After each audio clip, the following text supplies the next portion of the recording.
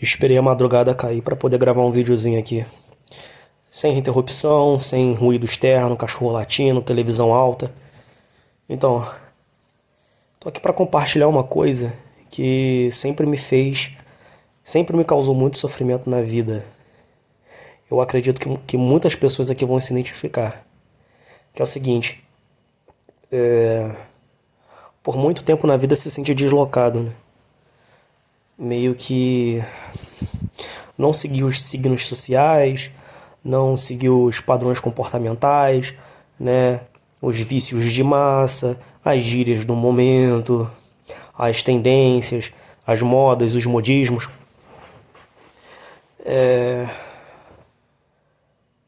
Eu, por muito tempo, e acredito que muitas pessoas que me conhecem, a maioria não fala, mas eu tenho quase que certeza que acham isso. Tenho quase não, tenho certeza. Depois eu vou explicar o porquê eu tenho certeza disso. E eu também já achei que fosse um grau de autismo, ou simplesmente o TDAH que sempre me impediu, ou alguma neurodivergência, né? Só que depois de ter ido para psicóloga, depois de ter me analisado bastante e ter visto muita coisa sobre autismo e TDAH, eu pude perceber que eu acredito que eu não tenha nenhuma dessas coisas. Por quê? Porque eu consigo enxergar nuances e vielas nos comportamentos e coisas que os ditos autistas não conseguem, né? No sentido de ironia, piadas de duplo sentido, certos tipos de humor, eu consigo captar tudo, né? Sempre consegui. Só que o que aconteceu comigo e o que deve ter acontecido com a maioria de vocês é simplesmente a família desestruturada, né? Já fiz um vídeo sobre isso. Eu saí prejudicado da miscigenação, né? No início da vida eu fui o patinho feio, né? A ausência paterna, não tem aquela bússola comportamental que é o pai. E uma mãe muito repressora, né?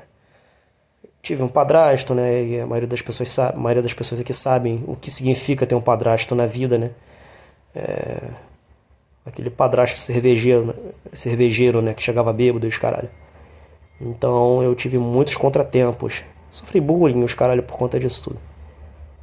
E grandes períodos de isolamento por conta de ressentimento e trauma me fizeram ter vários comportamentos estranhos, né? Que eu mesmo confundi com autismo. É o barulho do trem aqui, eu moro do lado da linha do trem. Aí é foda. Mas enfim, o que acontece? Por conta de todos esses contratempos e esses contragostos na minha vida, eu sempre tive muita dificuldade de lidar com as pessoas, né? Mas diferente de um autista, eu sempre soube quando alguém estava tirando sarro da minha cara, porque eu sempre percebi os tons, subtons, os olhares, né? Eu percebia quando o ar estava diferente, quando alguma coisa simplesmente estava contra mim. Eu sempre percebi isso a nível emocional, entendeu? Mas como eu não... Eu vivia meio que isolado ali, né? Simplesmente porque uma mãe hiperprotetora, repressora, né? Ela sempre... por conta de eu ter muitas características parecidas com meu pai, né? E o meu pai magoou muito ela por ter abandonado ela e tudo mais, por ter feito pouco caso dela enquanto eles eram casados e ter me abandonado também. Ela pegou muito ressentimento dele. E por conta de eu, por ser filho dele, tenho características parecidas, ela sempre reprimiu todas as minhas características parecidas com meu pai, né? E eu era muito parecido com ele, então ela reprimiu muitas das minhas características. E eu fiquei lá meio que paralisado. Eu sempre fui um menino paralisado, entendeu? Então eu sempre tive assim um comportamento muito autista mesmo. Sempre tive um comportamento autista. Sempre fui muito travadão. Eu não era fluido, eu não era uma pessoa fluida. E por conta disso, sofri demais. Sofri demais. Relacionamentos defasados, né? Sempre tive relações e relacionamentos fragmentados, assim. Eu tive algumas sortes em amizades, sim, eu tive boas amizades, né? Sempre tive um amiguinho ali, um grupo de amigos, né? Uns saudáveis, outros nem tanto. Mas eu sempre tive muitos contragostos no sentido social. Por conta disso, por conta dessa desestrutura familiar, né?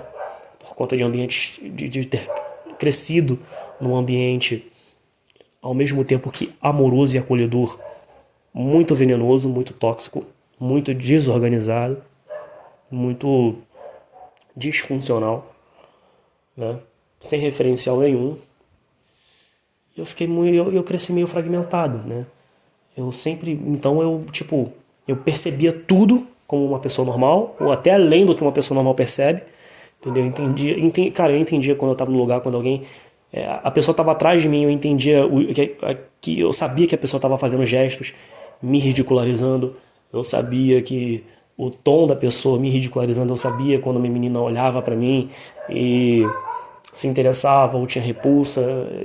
Eu sempre entendi os olhares, sempre entendi todas as nuances de tudo, tudo, tudo, tudo. Só não conseguia responder de acordo porque meu comportamento nunca foi treinado, porque eu nunca fui permitido a ter um comportamento. Nunca me foi permitido a ter um comportamento, né? E, cara, isso foi meio que um efeito dominó, porque eu era muito travado, aí eu ia viver o mundo. Me frustrava, me magoava, me traumatizava e ia pro isolamento. Depois eu saía pro mundo bem disfuncional, acontecia a mesma coisa e me isolava. Então eu sempre vivi esse ciclo, né? Esse ciclo vicioso. Só que depois eu comecei a consumir conteúdos de coaches comportamentais, né? Comecei a ler, a consumir filosofia, psicologia, a Red Pill, o meio masculinista. Aí eu consegui entender, né? Eu conseguia dar nome aos bois. Tipo, eu sentia os bois, mas eu consegui dar nome a eles, né? Mas, por mais que eu soubesse nomear e sentisse como qualquer pessoa normal, os meus comportamentos ainda estavam viciados na disfuncionalidade, né? Por muito tempo isolado, muito tempo comigo mesmo, muito tempo na minha própria presença, eu acabei pegando certos maneirismos muito singulares, muito meus, que na massa não é que não é bem-vindo, mas quando você se comporta de acordo com quando você se comporta de forma autêntica, sem seguir as tendências do momento, sem seguir, por exemplo, aqui no Rio de Janeiro, as pessoas têm um maneirismo, as pessoas têm uma forma de falar, vícios vocais, as pessoas têm as gírias, né, do estado. E por eu me isolar muito, mesmo sabendo dar nome aos bois, mesmo sentindo os bois, como eu falei, eu não tinha, eu não flertava com o comportamento carioca, com o comportamento do Rio de Janeiro, porque eu não estava em constante contato com as pessoas, porque eu passava grandes períodos de isolamento. Então, mesmo não sendo autista, eu tinha comportamentos autistas. E eu tenho esse vício de me isolar até hoje. Então, por mais que eu tenha a mente afiadíssima, eu tenha percepções quase mediúnicas sobre o que me rodeia, eu ainda meio que sou meio enferrujado socialmente, né? Sou meio enferrujado. É questão de uma semana saindo direto que eu já recupero essa via social, esse tato. Mas eu não vou fazer isso, né? Peguei aversão à sociedade. E antigamente, né, mesmo eu sentindo tudo ao meu redor, mesmo não sabendo nomear, mas sentindo, eu tinha uma certa inocência, porque eu projetava a mim mesmo nas pessoas. Então eu nunca trataria alguém mal, eu nunca passaria alguém para trás, eu nunca debocharia de alguém, e eu nunca simplesmente faria pouco caso de alguém. Então eu achava que as pessoas não fariam isso comigo, mas o mundo não é uma extensão de mim. Uma característica de quem se isola muito, de quem é muito podado, é projetar muito nas outras pessoas o que ela é. Então, geralmente, quando você é muito travado, muito isolado por conta de um trauma, ou por conta de alguma coisa, né? Ou por ser até introvertido ou tímido, você projeta muito, né? Porque você está tão preso em você, você está tão na sua própria presença que você só conhece a si mesmo. Então, quando você vai ter relações interpessoais ou relacionamentos, você meio que projeta a si mesmo na outra pessoa. Então, você não acha que a pessoa seria capaz de fazer uma coisa que você não faria, entendeu? Sendo que o mundo não é assim, as pessoas são diferentes, né? Então eu sofri de muitos problemas, cara, muitos problemas, né? Eu não tinha tato, eu não tinha traquejo, eu não tinha. Eu tinha muita inocência por projetar a minha bondade nos outros, entre aspas, bondade. Eu era muito carente, eu era muito. Eu não fui muito validado, né, no berço, no núcleo familiar, então eu buscava isso em situações, em lugares que iam entregar o contrário disso, então. Ô, rapaziada, eu sofri muito, muito, muito, muito, muito, muito, muito. Sofri demais. Falo aqui com todas as palavras. Ninguém tá vendo meu rosto mesmo, ninguém vai me conhecer, então aqui é pra falar mesmo. Aqui é catarse. Eu sofri demais, sofri demais. E assim, é, eu tô falando isso pra vocês porque muitas das vezes, né, vocês não têm algo muito grave, vocês não têm uma neurodivergência, vocês não têm um cérebro realmente disfuncional de fábrica, né? Muitas das vezes só foi coisas circunstanciais, coisas que o feriram, coisas que travaram vocês, entendeu? Então eu recomendo vocês olharem pra dentro, olharem para os seus históricos para ver se realmente vocês têm alguma coisa, né? Porque a medicina, principalmente da saúde mental, ela é muito preguiçosa, né? O teste para saber se você realmente é autista ou tem alguma coisa, cara, é muito tempo que demora, é muito caro. Geralmente eles consultam os seus amigos, consultam os seus familiares, pessoas que convivem com você, pessoas que passaram pela sua vida, e é mó rolê, entendeu? É papo de se você for homem, eles entrarem em contato até com a sua ex-mulher para saber como era conviver com você, entendeu? Para saber se realmente, né, seu histórico familiar, sua infância, né, saber como eram seus avós, bisavós que faleceram, né, o histórico familiar, e é muita coisa para saber se você realmente é autista. Não é simplesmente fazer exame, nossa, ele tem rigidez cognitiva, é autista. Ah, ele não sabe ver nuances, ele é autista. Ah, ele tem um pensamento muito engessado, ele é autista. Ah, ele não faz contato visual, ah, ele é autista. Não é assim, gente, não é assim, entendeu? Então esses tratamentos estão muito porcos, não confiam nesses influencers, né, que do nada aparece com um cordãozinho de quebra-cabeça e fala, me descobri autista, gente, é muita coisa. Tudo bem que a gente não sabe como foi o processo dele, às vezes eles têm 26, eles se tratam e eles buscam saber desde os 18, então a gente não pode saber, a gente não tem como saber, entendeu? E uma coisa que acontecia comigo também. Por eu me isolar bastante, eu tinha um comportamento muito autêntico, né? Eu tinha um comportamento muito autêntico, ainda tenho um comportamento muito autêntico. Então, eu simplesmente, às vezes sou meio sincericida, né? Às vezes eu sou meio sincero, às vezes eu posso ser meio grosseiro, às vezes eu posso ser um pouco direto, mas também eu já fui muito, dava muita volta assim para não magoar a pessoa. Então, antigamente as pessoas achavam que eu era bonzinho, né? Bonzinho demais por dar muita volta e não mandar real. Hoje em dia eu já sou mais assertivo. Algumas pessoas podem ver, os profissionais podem ver como autismo, né? Pessoas podem achar que eu sou grosso, outras pessoas acharam que eu sou sincericida, né? Ou que eu não gosto delas. Entendeu? Então, gente, cabe interpretações. É uma coisa muito complicada de se afirmar, entendeu?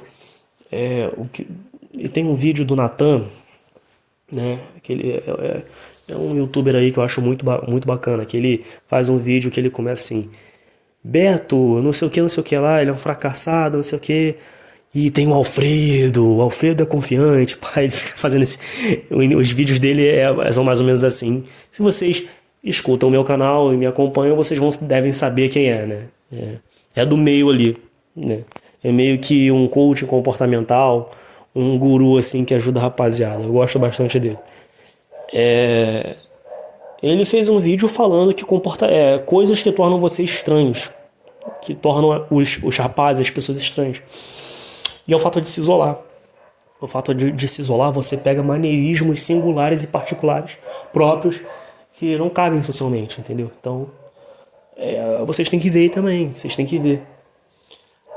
entendeu?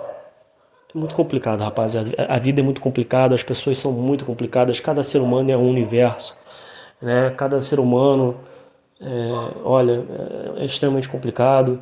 Esse mundo aqui, ele é um mundo de aparências, é um mundo de tribos, é um mundo de é um mundo meio separatista, é um mundo político, é um mundo bestial, é um mundo animal, é um mundo utilitarista, sabe? Fora que deve ter um mundo espiritual, que existem coisas macabras espiritualmente, né? Existem espíritos obsessores, existem, né, trabalhos de macumba para acabar com a vida da pessoa, existe karma que a pessoa trouxe, enfim, gente, ó, não vou falar nem a vida, porque tem o pós-vida também. A existência, o ato de existir, tanto em vida quanto em morte, é algo tenebroso. Existir é muito difícil. Então, eu desejo a vocês força, resiliência, né? Busquem ajuda, né? Eu não tenho esse hábito de buscar ajuda, mas busquem ajuda. Façam o que eu digo, mas não façam o que eu faço. Rapaziada que é mais velha que eu, porque eu vi no meu Analytics que o povo que me acompanha aqui é de 25 a 34 anos. Eu tenho 29, então, rapaziada que é mais nova que eu, pô, sigam firme. E a rapaziada que é mais velha que eu, ó, força, resiliência. Porque o bagulho é doido. Esse planeta aqui, essa existência não é para amadores.